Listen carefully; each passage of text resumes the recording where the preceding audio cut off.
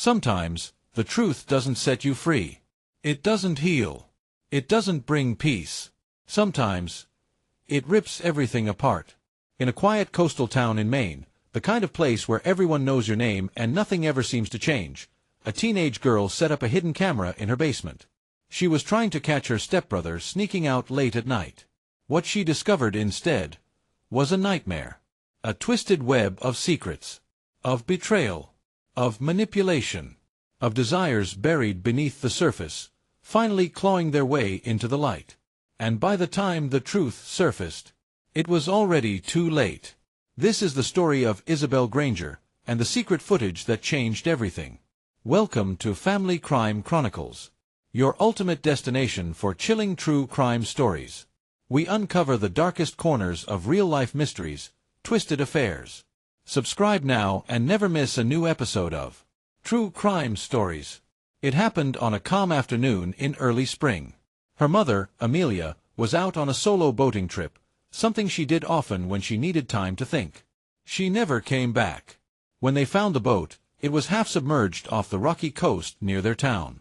Her body was never recovered. The official report said it was an accident. Unfortunate. Tragic. End of story. But for Isabelle, it was the beginning of the end. Her father, Nolan Granger, once the solid rock of their family, dependable, warm, always humming old jazz tunes while fixing things around the house, changed overnight. He stopped smiling. He stopped talking. The light behind his eyes faded. Grief swallowed him whole. And then came Meredith. Tall, elegant, the kind of woman who seemed like she'd stepped out of a magazine. Polished, composed, always wearing silk blouses and never without a perfectly curated expression. Nolan met her 6 months after Amelia's death. By the 9th month, they were married. Isabelle didn't hate her. Not at first. But it was clear from the beginning, Meredith wasn't there to be a mother. She was there to manage, to control, to own whatever part of Nolan's life had survived the wreckage. And Isabelle was just another piece of the clutter. Then there was Chase, Nolan's stepson, Meredith's child from a previous marriage. 2 years older than Isabelle, with a winning smile and an athletic build. He was the golden boy. Everyone liked Chase. Teachers, coaches, neighbors.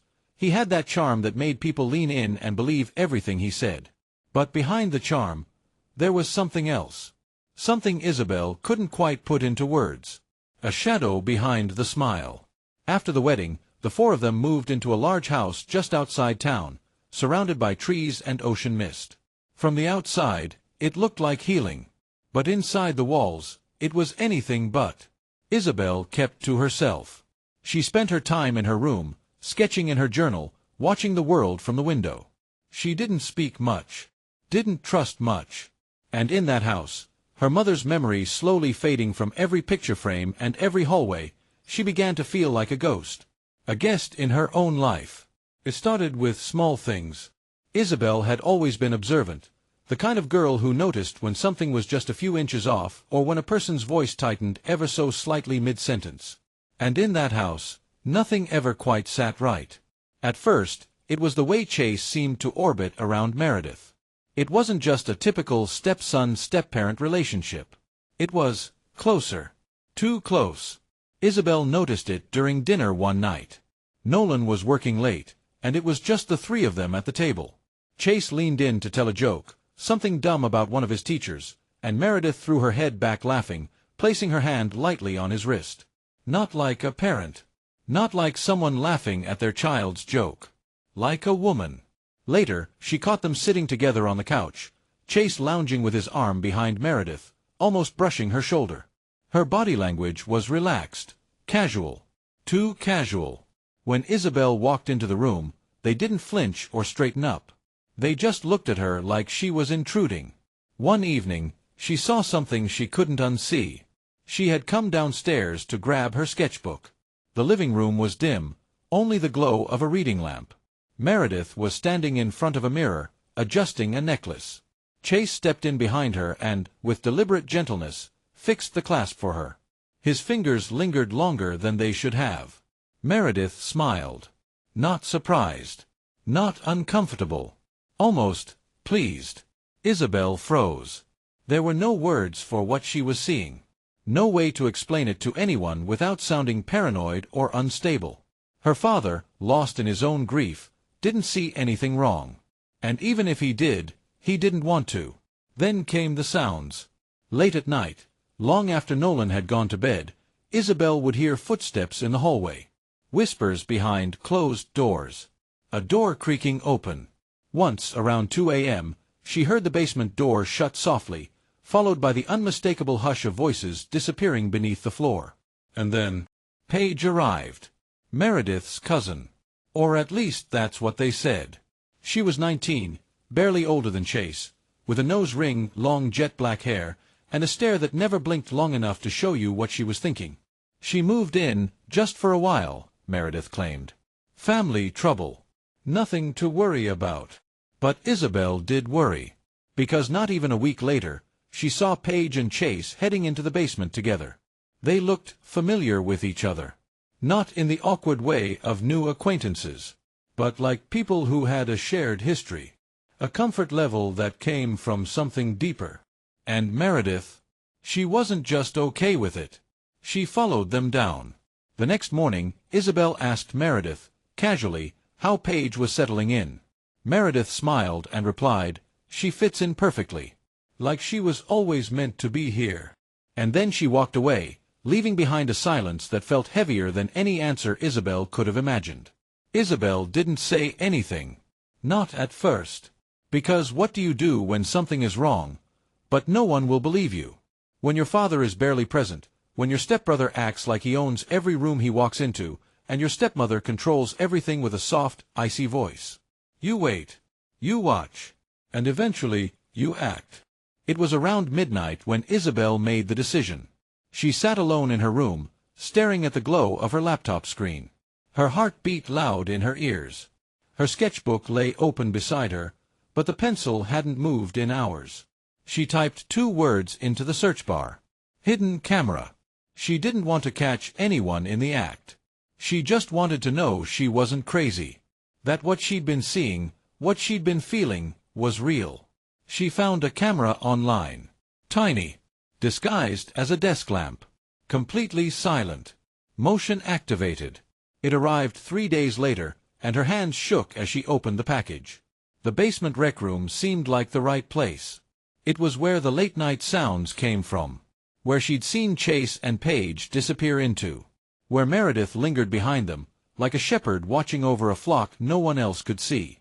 That night, while everyone was asleep, Isabelle crept downstairs and placed the lamp on a side table, angling it toward the old worn couch. It looked harmless. Boring, even. She connected it to her phone. And then, she waited. The first night, nothing. The second night, something. She almost didn't check the footage right away. It was early morning, and she was halfway through her cereal when a notification pinged on her phone. Motion detected. Her thumb hovered over the screen. A coldness gripped her chest. She pressed play. At first, it was just Chase. He wandered in like he owned the place, shirt half-buttoned, texting on his phone. Then Paige entered, her movements slow, casual, like she'd done this 100 times before. They sat on the couch together, close. Laughing. Flirting. And then, Meredith. She walked in like she belonged there. Like nothing about this was strange. Like it was normal. What happened next? Isabelle could barely comprehend. The 3 of them. Close. Intimate. Touching. Not a hint of shame. Not a second of hesitation. It wasn't just one moment. It was a pattern. Something rehearsed. Repeated. Familiar. The footage didn't show a crime. But it showed a truth, twisted, unspoken, and horrifying in its quiet confidence. Isabelle's hands trembled as she watched. Her stepbrother. Her stepmother. Paige. Together. Not once. But like it had happened many times before. Her chest tightened. Her breath shortened. The world spun around her like a carousel gone off track. Everything she thought she knew about her family had just been shattered. She didn't sleep that night. The footage played over and over in her mind, every detail etched into her memory like a scar. By morning, her limbs were heavy, her eyes hollow. But she knew what she had to do. She waited until her father came home. Nolan Granger had once been a man of warmth, a man who danced in the kitchen and laughed with his daughter until their stomachs hurt. But after Isabelle's mother died, something inside him dimmed. He was quieter now, more distant. He buried himself in work and let Meredith handle everything else. But that day, Isabelle needed him to see. She needed to bring him back from wherever he'd disappeared to. She didn't say anything, just handed him her phone. "Watch this," she whispered. He furrowed his brow, confused at first, and then silent. The footage played. Minute after minute passed, and Nolan didn't move. His fingers clutched the phone tighter, his jaw clenched. When it ended, the room was thick with silence. He didn't speak. He simply stood, placed the phone on the table, and walked upstairs. Isabelle didn't know what he was going to do. But something about the way he moved, it wasn't grief. It was fury. A few minutes later, shouting erupted from above. Isabelle's heart shot into her throat. She ran. By the time she reached the top of the stairs, chaos had already unfolded. The bedroom door was wide open. Meredith was on the floor, blood trickling from her temple. Paige was in the corner, crying, her hands shaking, mascara smudged down her cheeks. Chase lay sprawled by the dresser, motionless. A small pool of blood began to bloom beneath his head. And standing in the center of it all was Nolan. His hands were at his sides, bruised and trembling. His knuckles, swollen and red. His eyes, blank. He didn't say a word. Didn't even look at Isabelle. He just stared down at what he had done. There was no camera rolling this time. No lens to capture the moment. But the damage was already done. The truth didn't just expose their secrets. It ignited a storm. And in that storm, nothing was spared. The sirens came minutes later. Neighbors had heard the screaming, the crash. One of them called 911. The entire house, once pristine and silent, was now a crime scene bathed in red and blue. Chase was rushed to the hospital. Meredith, conscious but groggy, was taken too. Paige sat wrapped in a blanket on the porch, refusing to speak. And Nolan didn't resist. He didn't run or argue.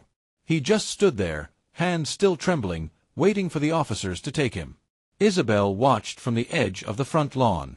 The house behind her had never felt like home. But now, it looked like something from a nightmare, a shell of twisted memories, drenched in secrets and sirens. 2 days later, Chase was gone. The doctors said the trauma to his skull had been too severe. Isabelle didn't go to the hospital. She didn't say goodbye. She didn't cry. She just sat on her aunt's old couch in Vermont and stared out the window while the news spread. Nolan turned himself in fully. Gave a statement. Pleaded guilty to involuntary manslaughter. He never asked for forgiveness. Meredith recovered, physically, but vanished from the public eye. She left town quietly, never issued a statement, never returned calls. Paige refused to testify. No one knows where she is now. Some say she moved to Oregon. Others say she changed her name. Isabelle tried to disappear too. She was sent to live with her mother's sister, a quiet woman with a small house and an even smaller heart. Days passed in silence. Weeks stretched into months. Therapy was offered, but mostly went unspoken. Her aunt didn't ask questions, and Isabelle didn't offer answers. But some nights, when the wind howled against the old windows, she'd lie awake with her phone pressed to her chest. She never rewatched the footage. She didn't need to. It was burned into her memory. She told herself she did the right thing. That pressing record had been necessary. That someone had to know the truth. But in her darkest moments, she wondered, what if she hadn't? What if she'd let the secret fester in silence? Would Chase still be alive? Would her father still be free? The guilt lived in her bones. Not because she caused the chaos, but because she exposed it. She recorded the truth. And the truth tore everything apart. Some truths rot in silence. Others erupt like wildfire, consuming everything in their path. For Isabelle, the truth was both a savior and a curse. It saved her from a life of lies. But it cost her everything else. Her family, broken beyond repair. Her childhood, stolen by secrets she couldn't unsee. Her innocence, lost to a hidden camera's unforgiving eye. Not every secret should stay buried.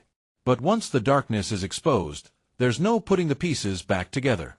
This was the story of a girl who dared to record the truth, who uncovered a family's darkest secret, and watched her world burn because of it.